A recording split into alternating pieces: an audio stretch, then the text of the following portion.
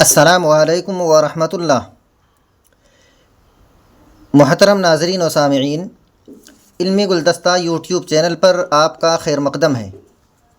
میں آپ کا میزبان مفتی عبدالسلام قاسمی آپ کی خدمت میں سی ٹیٹ کے اردو پیپر کو لے کر آیا ہوں۔ سب سے پہلے زبان کی آموزش اور حصولیابی سے سی ٹیٹ کے اردو پیپر کا آغاز کرتے ہیں۔ آپ دعا بھی فرمائیں کہ اللہ تعالیٰ اس محنت کو قبول فرمائے اور زیادہ سے زیادہ اسٹوڈنٹ اور طلبہ اس سے فائدہ اٹھا سکے۔ آئیے بلا تمہید و تاخیر کے ویڈیو کو شروع کرتے ہیں۔ آپ دیکھ پا رہے ہیں چیپٹر نمبر 1، زبان کی آموزش اور حصولیابی۔ زبان جانتے ہیں آپ بھاشا اور لینگویج کو بولتے ہیں۔ آموزش جسے آپ ہندی میں ادھیگم اور اردو میں لرننگ کے نام سے یاد کرتے ہیں، اور حصولیابی جسے آپ ہندی میں ارجن اور انگلش میں ایکویزیشن کے نام سے یاد کرتے ہیں، ایکویزیشن۔ آپ دیکھ پا رہے ہیں لینگویج لرننگ اینڈ ایکویزیشن، تو ہندی میں آپ کیا کہیں گے؟ بھاشا ادھیگم اور بھاشا ارجن۔ آئیے آگے چلتے ہیں۔ زبان کیا ہے؟ What is language? لینگویج کیا ہے؟ بھاشا کیا ہے؟ آپ دھیان سے دیکھیے، زبان انسان کے خیالات، جذبات، احساسات اور ضروریات کی ترسیل کا وسیلہ ہے۔ یہ تمام چیزیں آپ سمجھ رہے ہیں۔ خیالات انسان کے دل میں جو آتے ہیں، جذبات انسان کے دل میں جو امنگ اور کچھ کرنے کا انسان ٹھانتا ہے اسی کو جذبہ کہتے ہیں۔ احساسات انسان کے خوشی اور غم میں جو احساس پیدا ہوتا ہے، اور ضروریات آپ سمجھ ہی رہے ہیں۔ ترسیل کا وسیلہ ہے۔ ترسیل مطلب پہنچانے کا، وسیلہ ہے مطلب سادھن ہے۔ تو آپ نے سمجھا، زبان انسان کے خیالات، جذبات، احساسات اور ضروریات کی ترسیل کا وسیلہ ہے، مطلب ان تمام چیزوں کے دوسرے کے پاس، دوسرے کی طرف پہنچانے کا سادھن ہے۔ ان تمام چیزوں کو ہم زبان ہی کے ذریعے سے دوسرے میں منتقل کرتے ہیں۔ زبان سماجی تعاملات یعنی سوشل انٹریکشن کا نتیجہ ہے۔ تعاملات مطلب انسان کا جو آپس میں تال میل ہوتا ہے، دو انسان، تعامل کہتے ہیں جب دو آدمی کی طرف سے فیس ٹو فیس کوئی معاملہ ہو، اسی کو تعاملات کہتے ہیں۔ سماجی آپ جانتے ہیں سوشل کو کہتے ہیں۔ تو زبان سماجی تعاملات یعنی سوشل انٹریکشن کا نتیجہ ہے۔ سماجی تعاملات کی ہی وجہ سے بچہ نقل یعنی امیٹیشن کے ذریعے زبان سیکھتا ہے۔ نقل جسے آپ ہندی میں پرتیلیپی کہتے ہیں۔ تو کیا سمجھا آپ نے؟ زبان سماجی تعاملات یعنی سوشل انٹریکشن اور سماجی تعاملات کی ہی وجہ سے بچہ نقل یعنی امیٹیشن کے ذریعے زبان سیکھتا ہے۔ میں امیٹیشن کو بتا رہا تھا کہ امیٹیشن کو ہندی میں پرتیلیپی کہتے ہیں۔ ماہرین لسانیات زبان کو لغت یعنی لیکسیکن اور قواعد یعنی گرامر کا امتزاج مانتے ہیں۔ ماہرین لسانیات مطلب بھاشاؤں کے ماہر، بھاشاؤں کے ایکسپرٹ یا بھاشا ویگیانک آپ کہہ سکتے ہیں، کئی بھاشاؤں کو جاننے والے۔ تو ان کا کیا ماننا ہے؟ جو کئی زبانوں کے جاننے والے ماہر ہیں، ان کا ماننا ہے کہ زبان لغت اور قواعد کا امتزاج ہے، مطلب ان دونوں کے سنیوجن، ان دونوں کے ملاوٹ ہی کی وجہ سے زبان وجود میں آتی ہے۔ کیا کیا چیزیں؟ لغت یعنی ڈکشنری، شبدکوش، اور قواعد یعنی گرامر۔ یہی دونوں چیزیں مل کر کوئی زبان وجود میں آتی ہے، بنتی ہے۔ آگے چلتے ہیں۔ زبان اور سماج کے مابین ایک ایسا رشتہ ہے۔ زبان اور سماج کے مابین مطلب درمیان میں، بیچ میں، زبان اور سماج کے بیچ میں ایک ایسا رشتہ ہے، تعلق ہے، جس کے بغیر نہ تو زبان کی ترقی ممکن ہے اور نہ ہی سماج کی ترقی۔ مطلب کیا ہوا کہ زبان کے بغیر سماج نہیں اور سماج کے بغیر زبان نہیں، دونوں آپس میں ایک دوسرے کا چولی دامن کا ساتھ رکھتے ہیں۔ زبان کا مطالعہ علم لسانیات یعنی لنگوسٹکس کہلاتا ہے۔ مطالعہ اسٹڈی کرنا۔ علم لسانیات مطلب بھاشاؤں کا علم، تو زبان کا مطالعہ علم لسانیات یعنی لنگوسٹکس کہلاتا ہے۔ زبان حالات، جگہ اور وقت کے مطابق تبدیل ہوتے رہتی ہے۔ ایریا کے اعتبار سے، حالات اور وقت کے اعتبار سے بدلتے رہتی ہے۔ زبان کی مندرجہ ذیل دو صورتیں ہیں۔ مندرجہ ذیل کا مطلب نمن لکھت۔ ظاہری صورت، الفاظ کا استعمال، خوبصورت تراکیب، لفظ و نثر وغیرہ ہے، یہ سب ظاہری صورت ہے۔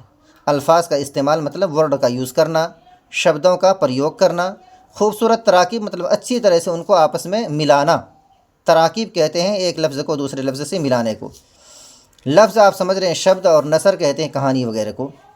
تو ظاہری صورت کیا ہوا؟ الفاظ کا استعمال، خوبصورت تراکیب، لفظ و نثر وغیرہ ہے، اور یہ سب ظاہری صورت کے اندر میں آتی ہے، دائرے میں آتی ہے۔ معنوی صورت، اس میں الفاظ کے معنی اور خوبیاں بیان کی جاتی ہے۔ معنوی صورت میں کیا ہوتا ہے؟ الفاظ کے معنی ہو، آپ کسی بھی زبان میں اس کے معنی اور ٹرانسلیشن کر سکتے ہیں، اور اس کے اندر، اس جملے کے اندر، اس کلام کے اندر کیا خوبی ہے، وہ معنوی صورت میں داخل ہوتی ہے۔ چونکہ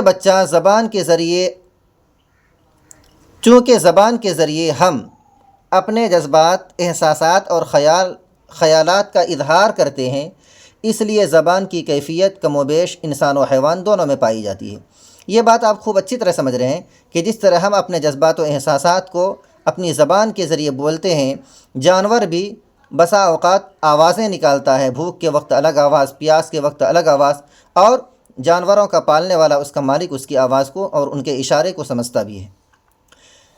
زبان کے دو مفہوم ہیں، مفہوم مطلب، پہلا آواز اور دوسرا اشارہ۔ انسان میں زبان کی یہ دونوں قسمیں پائی جاتی ہیں، جبکہ جانور صرف آواز کا استعمال کرتے ہیں، جانور اشارے نہیں کرتے، صرف آواز نکالتے ہیں، اور ان کی آوازیں بھی الگ الگ موقع سے الگ الگ ہوا کرتی ہیں۔ زبان کو 3 حصوں میں تقسیم کیا جا سکتا ہے، زبان کو 3 حصوں میں تقسیم کیا جا سکتا ہے: اشاروں کی زبان، آوازوں کی زبان اور علامتوں کی زبان۔ اشاروں کی زبان، جس کو آپ انگلش میں سائن لینگویج اور ہندی میں سانکیتک بھاشا کہیں گے۔ کیا؟ اشاروں کی زبان کو آپ انگلش میں سائن لینگویج اور ہندی میں سانکیتک بھاشا کہیں گے۔ آوازوں کی زبان کو آپ انگلش میں اسپوکن لینگویج اور ہندی میں دھونیوں کی بھاشا کہیں گے۔ اور علامتوں کی زبان کو آپ انگلش میں سمبولک لینگویج اور ہندی میں پرتیکاتمک بھاشا کہیں گے۔ آئیے آگے اس کو تفصیل سے سمجھتے ہیں۔ اشاروں کی زبان، سائن لینگویج، جب ہم ہاتھ، پاؤں، سر، آنکھ یا چہرے کے تأثرات کا استعمال کر کے اپنے خیالات اور جذبات دوسروں تک پہنچاتے ہیں تو یہ اشاروں کی زبان کہلاتی ہے۔ یہ مرحلہ زبان کی نشو و نما کا پہلا مرحلہ ہے۔ زبان کی نشو و نما کا مطلب زبان کے ترقی کرنے کا، زبان کے گرو کرنے کا، زبان کے بڑھنے کا سب سے پہلا مرحلہ ہے اشاروں کی زبان۔ عام طور پر اشاروں کی زبان 3 طرح کی ہوتی ہے: اے بصری یا بصارت کہہ سکتے ہیں، نمبر بی سماعت، اور نمبر 3 لمس۔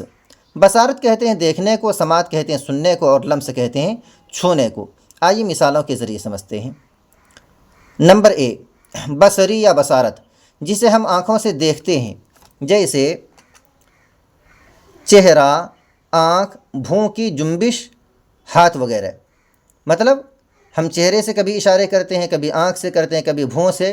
بھوں کی جنبش، جنبش مطلب ان کے حرکت کرنے سے، ان کو ہلا کر ہم ایک دوسرے کو اشارہ کرتے ہیں۔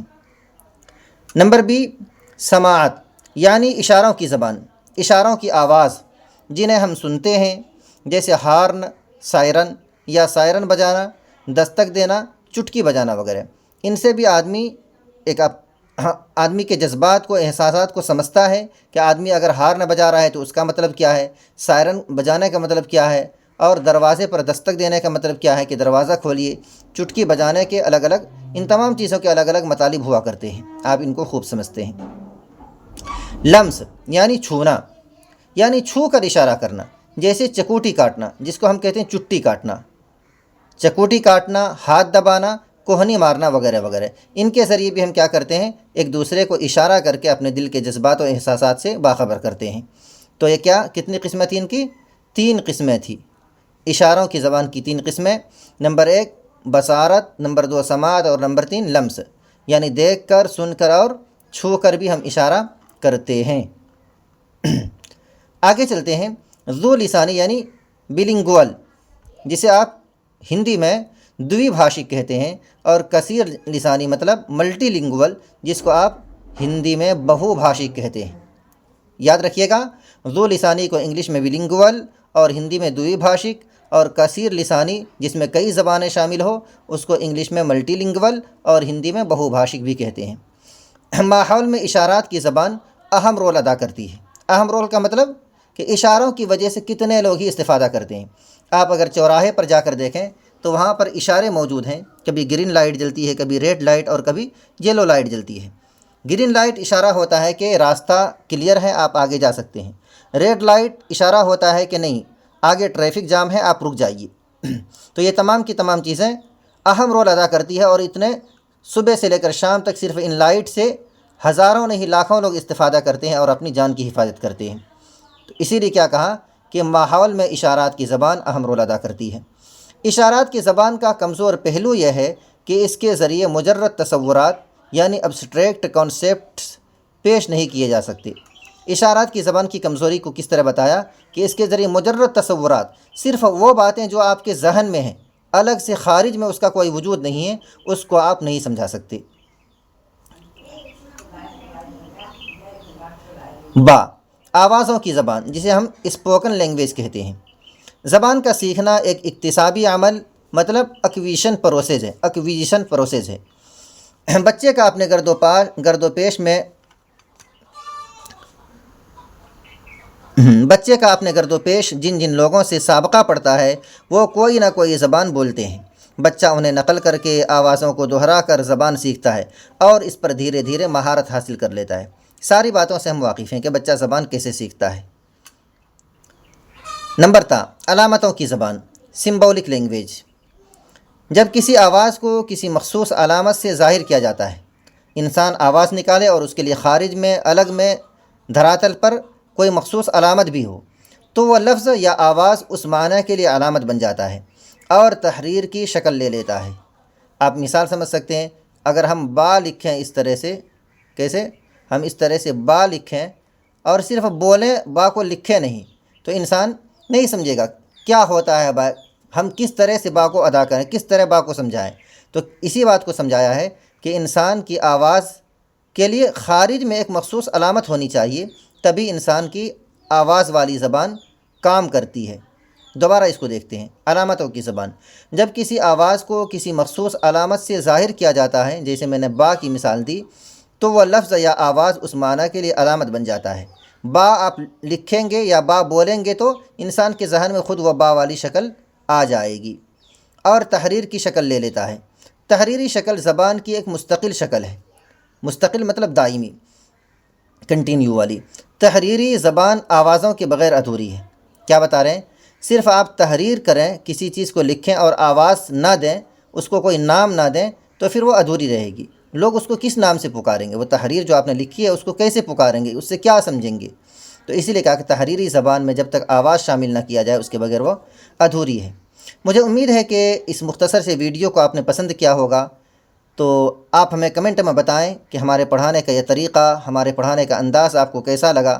اگر آپ کو پسند آیا تو انشاءاللہ ہم سی-ٹیٹ کے اردو اور ہندی لینگویج کو تفصیل سے پڑھانے والے ہیں، تو آپ بھی جڑیں، اپنے دوست و احباب کو بھی جوڑیں، چینل کو سبسکرائب فرمائیں اور ویڈیو کو لائک اور شیئر کرنا بالکل بھی نہ بھولیں۔ شکریہ، جزاکم اللہ خیرہ۔